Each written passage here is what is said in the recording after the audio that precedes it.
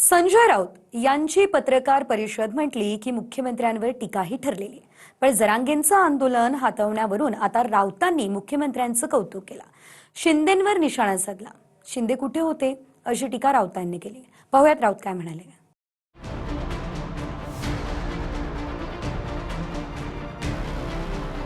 एकनाथ शिंदे आणि त्यांचे लोक, अजित पवार आणि त्यांचे लोक हे काल कुठे होते? तर हे प्रकरण अजून चिघळत राहावं आणि देवेंद्र फडणवीस मुख्यमंत्री अडचणीत यावेत.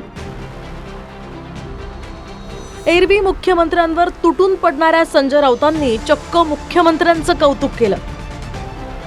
हैदराबाद गॅझेटचं श्रेय मुख्यमंत्री फडणवीसांचंच आहे, पण एकनाथ शिंदे आणि अजित पवार नेमके कुठे होते? त्यांना हे प्रकरण चिघळवायचं होतं का, अशी टीका राऊतांनी अजित पवार आणि शिंदेंवर केली. देवेंद्र फडणवीस हे या वाटाघाटीमध्ये गुंतले होते हे मला माहिती आहे की कशा प्रकारे यातून मार्ग काढायचा, सर्व हायकोर्टाच्या निर्णयानंतर कशा प्रकारे आपण त्यातून पावलं टाकली पाहिजेत, पडद्यामागे काम करत होते.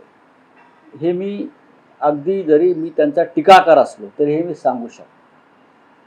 कालचं संपूर्ण श्रेय जे आहे हे देवेंद्र फडणवीस यांचंच आहे. पण एकनाथ शिंदे आणि त्यांचे लोक, अजित पवार आणि त्यांचे लोक हे काल कुठे होते? ते त्या आनंद सोहळ्यामध्ये का सहभागी झाले नाहीत? की त्यांना हा आनंद सोहळा मान्यच नव्हता की हे प्रकरण अजून चिघळत राहावं आणि देवेंद्र फडणवीस मुख्यमंत्री अडचणीत यावेत, असं काही योजना दुसरे लोक करत होते का? हे काल प्रकर्षानं जाणवलं. काल जो निर्णय झाला, मी माझ्या भाषणात तिथं स्टेजवर सांगितलं की ह्या सगळ्या निर्णय प्रक्रियेमध्ये हा निर्णय घडून आणण्यामध्ये माननीय देवेंद्रजी फडणवीस यांना श्रेय दिलं पाहिजे. आणि ते आपण काल जाहीरपणे बोललोय. म्हणजे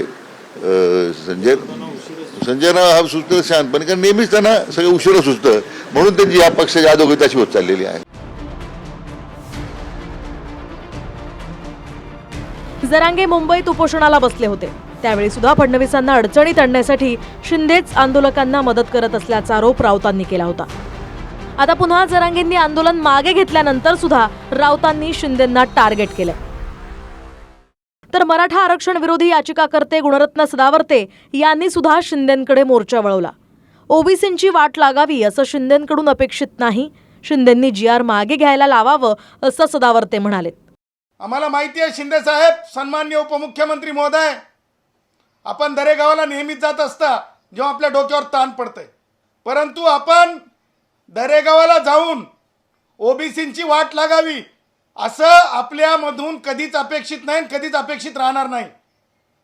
मी सन्माननीय उपमुख्यमंत्री एकनाथरावजी शिंदे साहेबांना आवाहन करतो, कालचा शासन निर्णय हा अल्ट्रा व्हायरस आहे, हा व्हायरस आहे.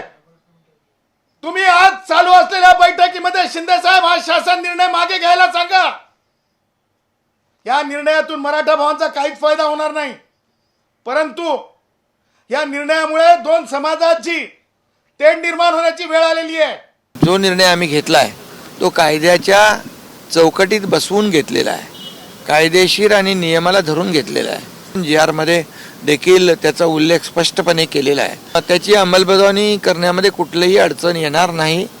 कुणबी प्रमाणपत्र मराठा समाजाला मिळतील आणि हे करत असताना ओबीसी समाजाचं कुठलंही नुकसान होऊ नये ही भूमिका देखील सुरुवातीपासून सरकारची होती, ती आहे.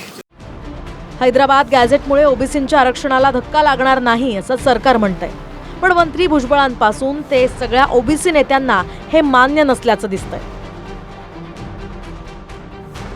लक्ष्मण जाधव आणि अजिंक्य धायगुडेसह विनायक डावरुंग, TV9 मराठी, मुंबई.